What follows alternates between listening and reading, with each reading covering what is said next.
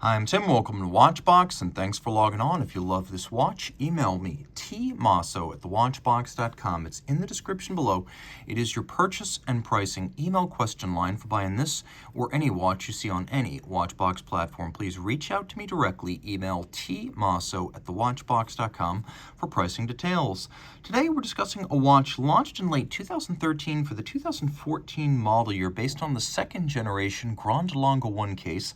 This is the Lange Söhne Grande Lange 1 moon phase. The watch is 41 millimeters in diameter in rose gold. It measures 9.9 millimeters thick, and from lug tip to lug tip, 49.1 millimeters with a 20 millimeter spacing between the lugs.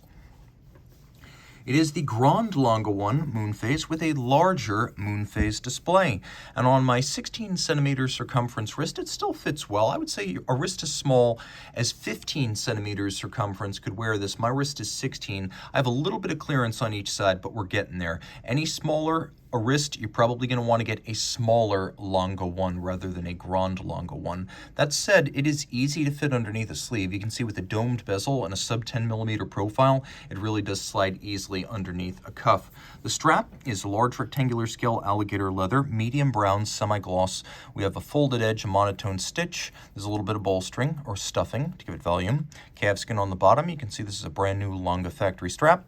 I always mention the Lange pin buckle, so if you're new to the channel, let me explain why it's different. You can see that it says Lange outside. It's also got fasting on its flank, but what really sets it apart are two features. One, you can see that the bridge is elevated above the prongs so that when the strap is inside the buckle, it sits flush with the wrist rather than stacking up thicker. Second, you've got a little retaining bar, so if you're like me and you use the smallest hole, you've got a small hand, small wrist, well, maybe you punch a smaller hole still. You know that the smaller your wrist, the tighter the watch is strapped on, and it can be hard to extricate the watch from your wrist when the time comes. So if you have a small wrist, this little retaining bar prevents the strap from getting pinned on the pin.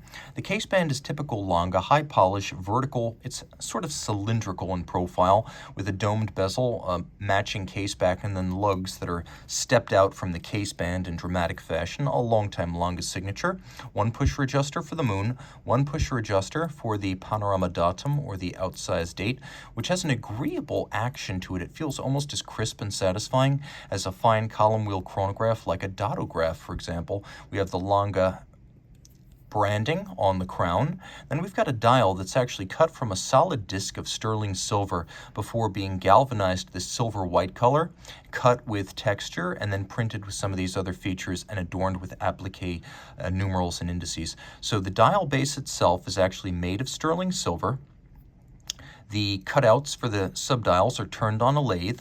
It's galvanized, and then the printing is accomplished. We have solid gold hands, as well as indices, quarter Roman numerals, and the frame for the panorama datum up there. We also have a lovely little font used, which is serif intensive.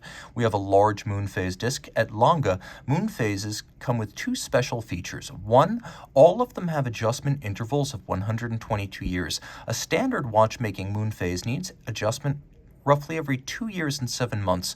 So this is effectively a perpetual moon phase. And the moon phase disc is made of solid gold. That is not the case at most other watchmakers. Now you can see there's a power reserve indicator over at 3 o'clock, up and down, so down, up, and 3 days of power reserve, courtesy of twin mainspring barrels. The watch does feature a stop seconds or hacking function, as you can see right here, so you can synchronize to a reference time.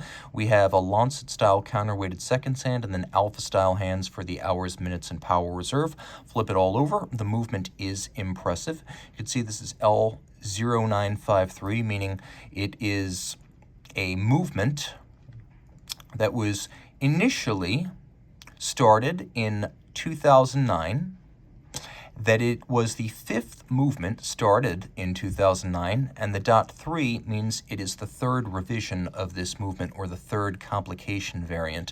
You can see it's properly sized to fit the case back, and it features twin mainspring barrels. You can see a lot of elements of pocket watch past, and we'll talk about that in a moment, but it is 5-position adjusted, which is the high horology and chronometer standard. It beats sway at 6 beats per second. It pivots on 45 joules. Now, some of those pocket watch elements. The idea here is to echo the design of pocket watch movements that would have been constructed during the watchmaking golden era of the 19th century and early 20th century in East Germany, state of Saxony, where Glashütte is located. So we have this three-quarter style bridge like on a pocket watch. We have pivot jewels set in golden chaton, which are then fixed in place using screws. Again, that's from an era when it was easier to make a precision chaton and press the jewel than to press the jewel directly into the bridges and plates. We have both polished screws, which you can see, and in addition to black polished screws, we have fire blued screws. We have the swan's neck fine adjustment mechanism in black polished steel. We have a freehand engraved balance cock. No two are exactly alike. You could see that the anglage on the edge of the bridges, as well as the edges of the service access ports, beautifully mirrored and hand finished. We have stripes. We're not in Geneva, so they're not Côte de Genève, and we're not in Switzerland, so we're going to call them stripes. We have engine turning on the base plate. And then German silver is used for the bridges and plates. It is a nickel copper zinc alloy, with the copper giving it that golden hue. It's a material commonly used in both Germany and Switzerland during the pocket watch era. And we have a lovely black polished mirrored cover to the escape wheel cock. Really good looking movement. All of this 30 meters water resistant. Reach out to Team Mosso at thewatchbox.com for purchase and pricing details.